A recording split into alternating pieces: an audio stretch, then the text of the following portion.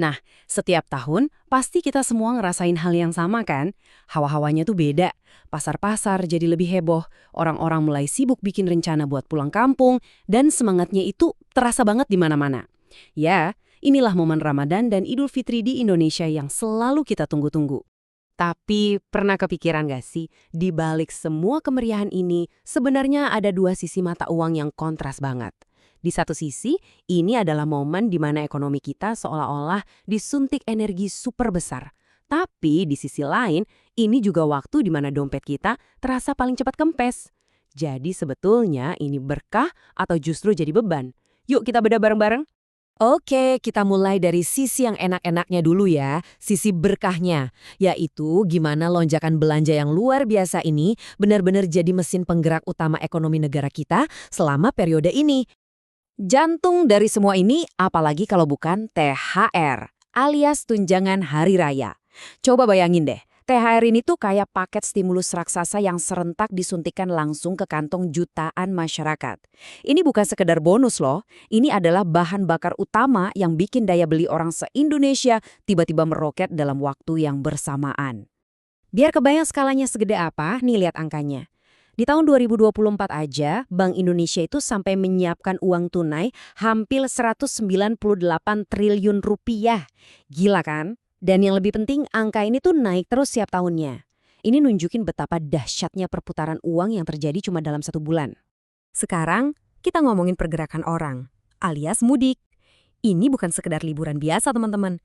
Ini adalah salah satu migrasi manusia temporer terbesar di planet ini. Bayangin, lebih dari 193 juta orang bergerak melintasi Nusantara. Pergerakan massal ini yang menggerakkan roda ekonomi di setiap sudut, mulai dari tiket transportasi, bensin, sampai oleh-oleh dan belanja di kampung halaman. Dan semua belanja ini efeknya bukan cuma di level warung atau toko aja. Para ekonom menghitung, THR doang itu bisa berkontribusi sampai 0,4% terhadap pertumbuhan PDB nasional. Angkanya mungkin kelihatannya kecil ya, tapi untuk skala ekonomi sebuah negara itu dampak yang sangat signifikan.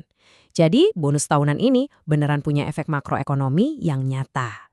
Nah, ini nih penampakan visual dari pergerakan masif tadi. Setiap tahun polanya selalu sama dan bisa ditebak. Bandara, stasiun kereta, terminal bus, semuanya tumpah ruah. Ini udah jadi kayak ritme tahunan yang jadi tulang punggung seluruh ekosistem ekonomi liburan. Oke, sekarang kita balik koinnya. Kita lihat sisi lainnya. Semua pengeluaran besar-besaran tadi punya konsekuensi yang sangat bisa kita rasakan langsung. Harga-harga pada naik. Pernah ngerasa nggak sih dapat THR gede tapi kok rasanya duit cepet banget abisnya? Nah, ini dia sebabnya. Pasti pernah kan lagi di pasar deket-deket lebaran terus kaget, loh kok harga ayam jadi segini? Perasaan kemarin enggak. Atau harga cabe, telur, tiba-tiba aja meroket. Nah, konsep inflasi yang kadang terdengar rumit itu, ya inilah wujud nyatanya di kehidupan kita sehari-hari. Dan ternyata itu bukan cuma perasaan kita doang. Data dari Badan Pusat Statistik alias BPS nunjukin emang ada tersangka-tersangka utama di balik kenaikan harga ini. Ya, ini dia nih daftarnya. Daging ayam, telur, beras, cabai rawit, familiar banget kan? Mereka inilah yang harganya hampir pasti selalu naik setiap tahun menjelang lebaran. Coba kita lihat datanya deh biar lebih jelas. Ini tren inflasi pas awal Ramadan dari tahun ke tahun. Polanya kelihatan jelas banget kan? Selalu ada lonjakan. Angkanya memang naik turun. Kadang kecil, kadang lumayan tinggi. Tapi intinya satu, kenaikan harga ini udah pasti terjadi. Inilah yang bikin pusing. Fenomenanya udah ketebak, tapi ngendaliinnya itu yang susah banget. Nah, inilah dilemanya. Buat pemerintah dan para pengambil kebijakan, situasi ini tuh kayak berjalan di atas seutas tali. Di satu sisi, mereka mau mesin ekonomi ini ngebut, karena konsumsi tinggi itu bagus buat pertumbuhan. Tapi di sisi lain, mereka harus ngerem laju inflasi, biar daya beli masyarakat nggak anjlok dan tabungan nggak habis gitu aja. Terus apa dong yang dilakuin buat nyeimbangin ini? Nah, ini dia beberapa jurus yang biasanya dikeluarin pemerintah.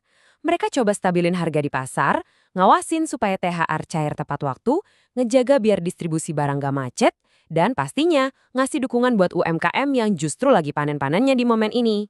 Jadi, kalau kita lihat gambaran besarnya, momen Ramadan ini tuh punya dua fungsi. Pertama, sebagai pendorong atau stimulus ekonomi yang kuat banget. Kedua, ini sekaligus jadi stres tes atau ujian ketahanan tahunan buat nguji seberapa kuat sih fondasi ekonomi kita dalam menghadapi guncangan yang udah bisa diprediksi. Pada akhirnya, kalau ditimbang-timbang, konsensusnya sih jelas. Seperti yang dikatakan Kementerian Keuangan, dampak positif dari multiplier effect atau efek penggandanya itu jauh lebih besar. Gampangnya gini, uang THR yang kita pakai beli kue lebaran di warung tetangga, nah uang itu dipakai lagi sama si ibu warung buat belanja bahan baku ke pasar. Terus pedagang di pasar pakai uangnya buat bayar ongkos transport, dan seterusnya. Uangnya muter terus, menghidupkan banyak sektor. Ini semua akhirnya ninggalin kita dengan satu pertanyaan besar. Ledakan ekonomi tahunan ini memang dahsyat. Tapi seberapa berkelanjutan ya? Apa yang bisa kita pelajari dari siklus yang berulang ini tentang kondisi ekonomi kita secara keseluruhan? Apakah ini menunjukkan ekonomi kita kuat atau justru rapuh karena terlalu bergantung pada satu momen konsumsi besar ini? Sebuah pertanyaan yang menarik buat direnungkan kan?